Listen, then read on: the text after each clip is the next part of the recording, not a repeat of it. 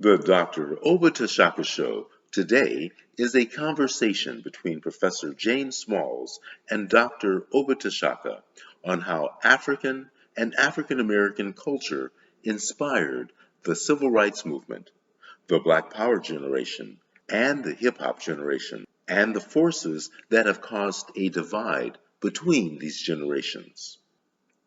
The introduction to this show provided by Dr. T'Shaka's quote of Marine Corps General Smedley Butler's role in invading China, Haiti, and other countries described by him as working on behalf of an organized crime leader or syndicate protecting American banks, is tied to the corporate role in sending good-paying manufacturing jobs overseas and the corporate breakup of black communities.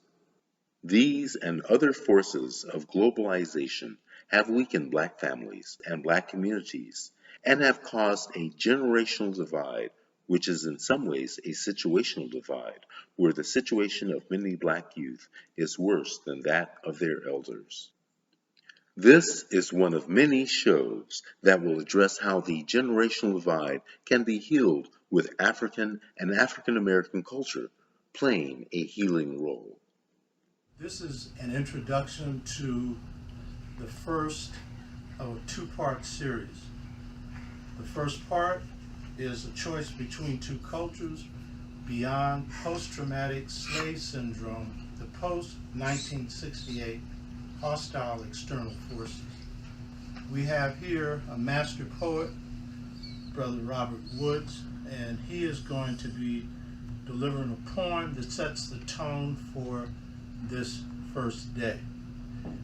The first day is going to be dealing with how the forces that have hit African American, African Caribbean, African, and African global communities since 1968 has created what the spirits told me is a choice between two cultures, a choice between a mad Eurocentric culture and African American culture. This is the first time in our history that our people have been put in this dilemma.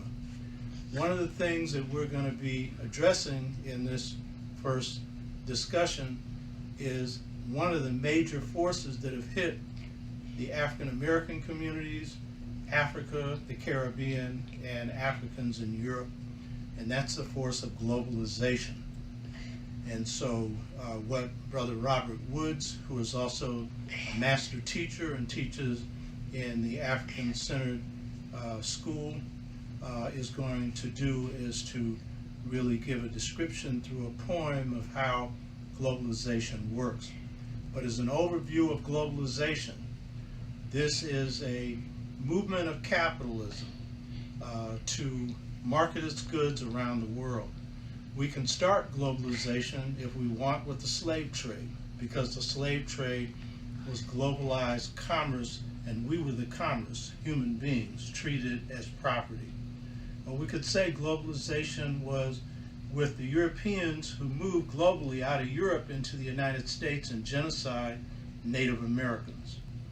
With all of this, this globalization creates the great power and wealth that is the basis for the United States. As we'll see in this discussion, globalization in the post-World War II period takes on a particular form. And that form ends up hitting black communities by 1968. And we'll see how that works. So globalization has worked well for big business. Globalization has worked well for the United States, for Europe, for the big economies of the world, Japan, and now China, though it had worked against them before. But it has not worked well for working people, black people, or anyone that is trying to work for a job, and increasingly even highly skilled labor are finding their labor being sent overseas. A lot of architects are finding that the blueprints and stuff are being laid out in India, and their jobs are being lost. So there's a blues song that says, "Baby, the computer took my job." That's a part of it. And deindustrialization did. So this is a part of what we'll be dealing with.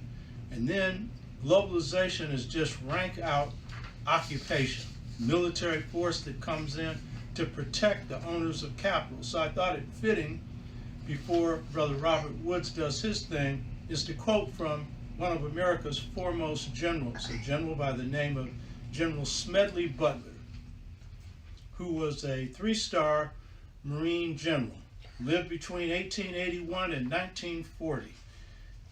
He was a major general of the United States, and he led Marines into the Spanish-American War, the occupation of the Philippines, which was bloody, savage, and vicious.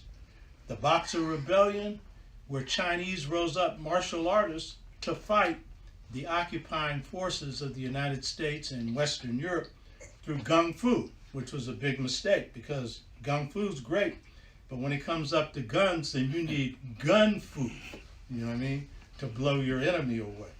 And then he was in the Caribbean, in Haiti, in the Dominican Republic, in Cuba, South American interventions in Nicaragua and Mexico, and the Chinese intervention of 1927 through 1928.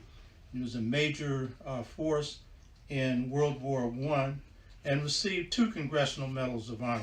He may have been one of only 1 or 2 soldiers to do that. In August 21st, 1931, right after he retired, he would have never said this while he was a general, and very few ex-generals would ever have said this. He addressed the American Legion Convention in New Britain, Connecticut, and reflected on his career, where he won these 2 Congressional Medals of Honor. And this kind of summarizes what globalization really is. And this is what he said: I spent 33 years being a high-class muscle man for big business, for Wall Street and the bankers. In short, I was a racketeer for capitalism. And by the way, capitalism is nothing but a racketeering operation. I helped purify Nicaragua for the International Banking House of Brown Brothers in 1909 and 1912. I helped make Mexico, and especially Tampico, safe for American sugar interests in 1916. I helped make Haiti and Cuba a decent place for the national bank boys to collect revenues in. I helped to rape half a dozen Central American republics for the benefit of Wall Street. In China, in 1927, I helped see to it that Standard Oil went its way unmolested. I had a swell racket. I was rewarded with honors, medals, promotions. I might have given Al Capone a few hints. The best he could do was to operate a racket in 3 cities. The Marines operated on 3 continents. So this is really globalization down and dirty. And so Robert Woods is going to put the real framework into this through a poem that was written by a beautiful brother named Lodge Daly, Dr. Lodge Daly, who had served time in prison as in Soledad, came out, had a poetry group called the Soledad Prison Poets, and went on to college and got him a PhD in psychology. He was also a writer, and particularly on male-female relationships. You could call him Dr. Love. In fact, I consulted him sometime when I needed help in my relationships. And he married a sister named Odella.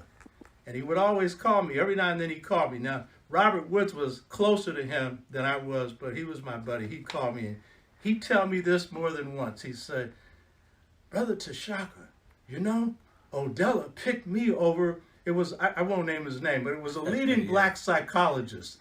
And I said, yeah, you told me that before. This was his greatest achievement in life, that this black woman had picked him over someone who was more prominent at the time. And so this was a brother of love, but this was also a conscious brother. He was in the All African People's Revolutionary Party. So he came up with a poem that Brother Robert Woods, who is a master poet himself, who is a poet's poet, has got the voice of a poet. A lot of poets would die for Robert Woods' voice, let alone for his abilities as a writer and as a poet. So it's my honor to have Brother Robert Woods present a poem that will even make what Smedley Butler say not be quite enough. All right. Well, that's a glorious introduction. America the Pimp. There are many different things that the eyes can see, but there are very few truths upon which everyone can agree. The fact that we live in a capitalistic nation puts everyone here in the same situation. For your information, America the Pimp got everybody on the whole stroll, even you selling different things. A good citizen is judged by how much money they have and the status and respect their money brings. Bodies for sale, disguises, skills, power, merchandise. Anything worth having has got to have a price. Money is something that everybody who lives in America needs, regardless of sex, color, age, or creed. You don't get something for nothing in this world. Everything that keeps you alive is real. So if you're eating, you got a roof over your head, then somebody has got to be paying the bill. Sisters and brothers, friends and enemies, I'm talking about money. That thing that keeps the so-called crooks and robbers hustling on the street. That thing that keeps the policemen faithfully walking the beat. That thing that keeps the crooked politicians safely in their seats. Money has the power to change the way you feel. It can make you feel good, baby, or it can make you very ill. Without money, the teachers won't teach you what they know. Without money, you can't even be a wino.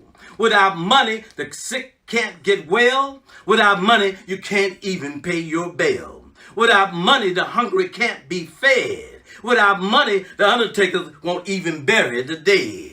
The root of all evil, the preachers say. So they save us from this evil. They walk away with a pocket full on collection day. Now that ain't funny, because in America, even God needs money. It takes money to spread love and hate.